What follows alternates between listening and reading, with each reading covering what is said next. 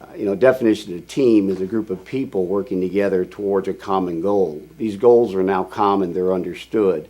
People see what it is that they've done each and every hour. They see what they did the day before. So once again, we're able to look at things now and say, we started off with a baseline as an example of 250 pounds per labor hour. Today we're achieving 350 pounds per labor hour. So we were able to move that expectation of performance, that standard of performance from 250 to 350. But because we continue to manage each and every day, that number grows. We don't know where we're going to end up, but we know that each and every day we're driving continuous improvement. It's amazing how now that we've started to share these measurements, that people start asking now, how are we doing? And they not only want to know how they're doing, but now they're starting to engage in conversations around how do we do it better? How do we get to a higher number? When we look at some of our performance metrics, it's crazy some of the improvements that we've seen. We measure percent efficiency. And when you look at a 3-year trend of percent of efficiency, we were in the high 80s, low 90s. Today we're performing at 110 to 115%. And we're not sure where we'll end up.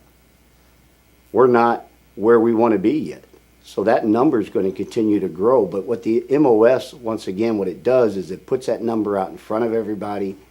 It becomes shared. People start to understand what they can do to affect the business, how what they do impacts the performance on the line. And now you have people that are not only engaged in the process, but they own the process. They want to see a bigger number as much as you do. Our productivity has improved by 36% to date, which is tremendous. The tray pack area has improved in excess of 50% on a throughput basis. So not only are we seeing a lower cost as a result of the improved pounds per man hour, but we've gained in capacity without adding a piece of equipment. Supervisor behaviors that we were wanting to achieve as a result of implementation of our management operating system was accountability, ownership, and engagement. We also needed to move from a reactive leadership team to a proactive leadership team. Reactive being leadership that reacts based on what they think or what their gut tells them, or, well, this is the way we've always done it. With the management operating system, we now have defined metrics that tell us whether or not we're doing a good job. So we are now proactive using the tools and the measurements to look at whether it's excessive downtime, staffing changes, how we manage the overall hours of the business. It's been a huge turnaround since we've implemented our management operating system. The other real improvements that we've seen has been that leadership has become much broader in their thinking. In the old days, a supervisor, they had a line or they had lines, and their focus would be on a line. Everything else around them might be falling down, but by God, they're focused on that line. Now today, our leadership group, through the implementation of the MOS, they understand the business, and they understand what goes into the business, and they're managing now at a department level as opposed to a line level.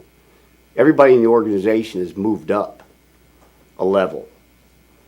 I think equally as important is the change and the improvement that we've seen in attitudes, in the ownership and the accountability that people are now taking for the work and the job that they do. It's amazing.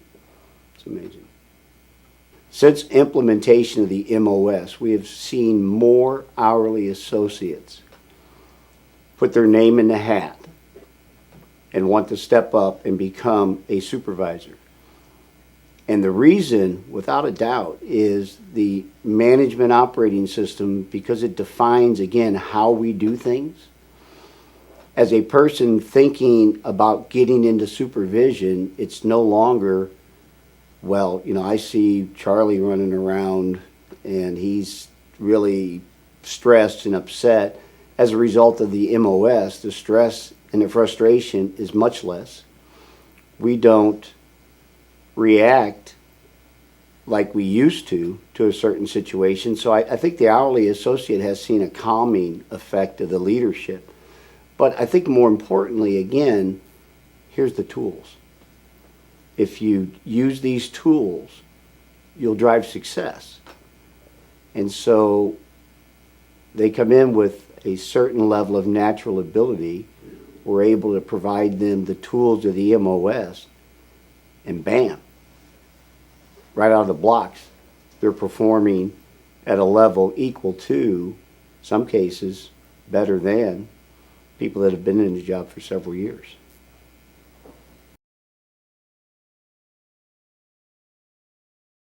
As a result of implementation of our MOS and subsequently the business review meetings, BRMs, that we have each month, is we wanted to see excitement and passion in our leadership staff, as well as our hourly associates who regularly attend our BRMs.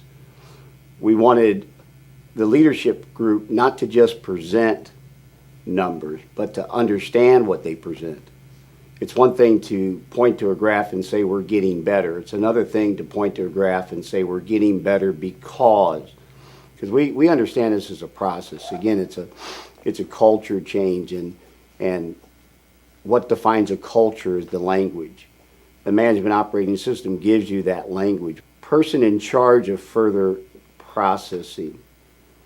At the beginning of our journey, at the beginning of implementation of the MOS, was a good manager, a good leader. I would tell you today he's a great manager and a great leader. He has adopted the MOS. He has worked hard to change the culture, but he has changed himself. And now, when we sit down and go through the this week, next week, I can remember the times when I would just be gritting my teeth thinking, come on, you know the answer. Don't feel that way anymore.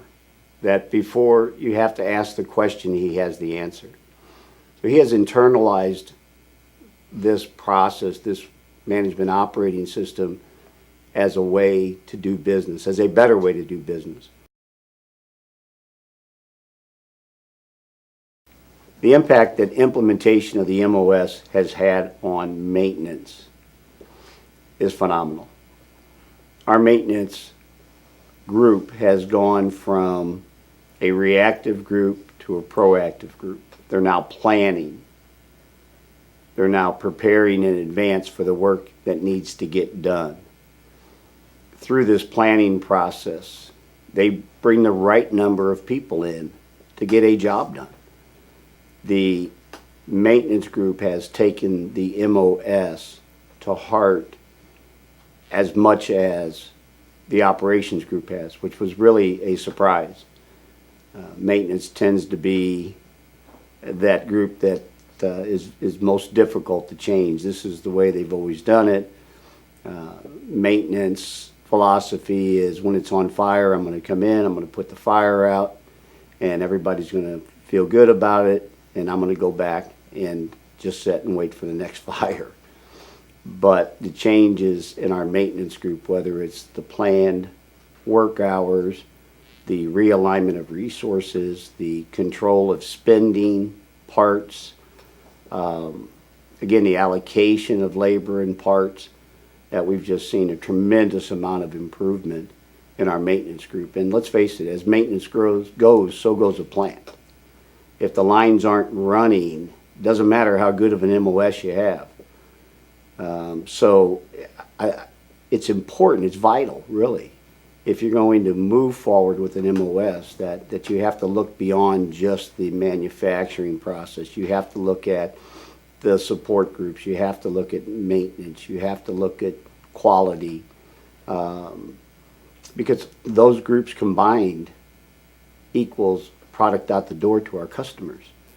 So if people aren't aligned, if they're not all driving for improved performance, you're not going to get to where you're trying to get to as quick.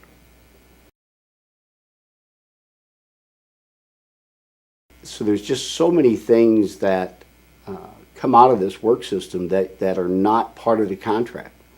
And the contract talks about improvement in pounds per labor hour, and that you're going to get an MOS and you're going to get an auditing system, and all these things you're going to have. Those are the tangible things. But I've seen so many changes in people. It's been very heartwarming for me as a leader in the position that I'm in. The other thing we've seen as an outcome of the management operating system that we did not expect is that it's actually started to engage our associates at the hourly level more than they had in the past.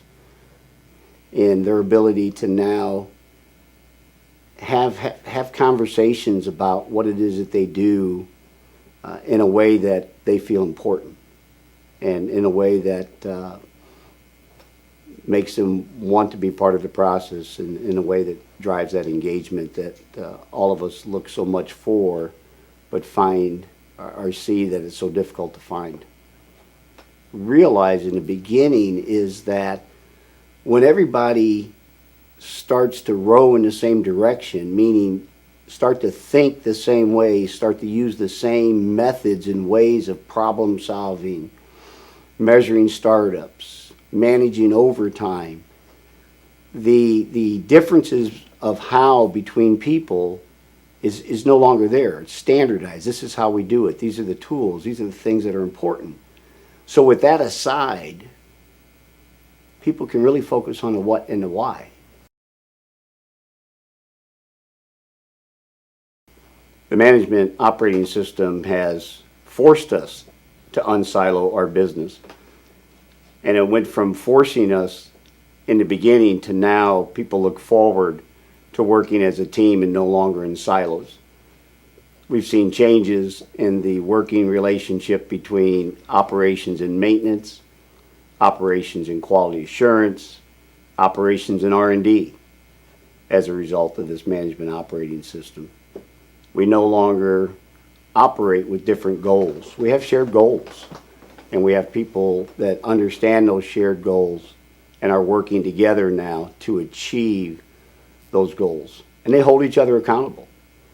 It's no longer management chasing everyone around to make sure they do what they need to do or what they're supposed to do. People want to now do that because of these tools. The improvements in teamwork due to unsiloing as an organization have been huge. I would sit here and tell you that we would not be, or we would not have the results that we have today had it not been for the fact that we're now working in teams as opposed to working independently. A great example of that is just yesterday, where as we had R&D, sales, QA, operations, and maintenance on a video conference. And we were able to take a process today that is 3 steps that typically take 7 days to produce product from the time that the order is placed. It's going to drop that same product and process down to a 2-step operation that would allow us to react to the customer in 3 or 4 days. Now, how does teamwork fit into that? In the past, no one would have wanted to give up their position. Everyone would have said, well, this is the way we've always done it. We need to keep doing it that way because we know it works.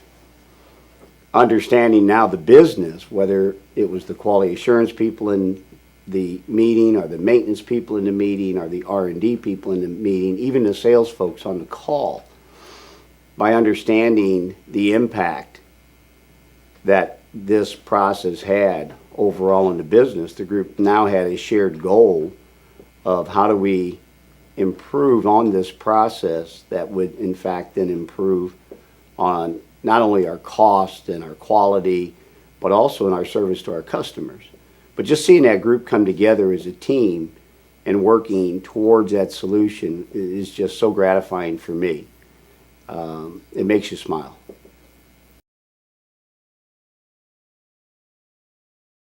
Our method of sustaining the results of what we have accomplished are part of the tools that you get with the management operating system. We have the daily reviews, we have the weekly, this week, next week, as well we have our BRMs. The other piece that is very, very important is the auditing.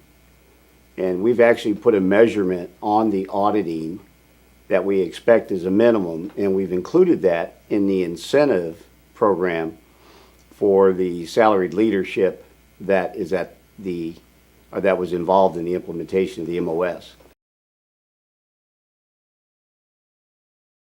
I believe in two philosophies: playing to win and playing not to lose. Playing not to lose is when you achieve a goal. Playing to win is when you go as far as you can and you give all that you have. And you really don't know where you're going to end up, but I guarantee you'll end up somewhere above the goal. This process moves people from playing not to lose to playing to win.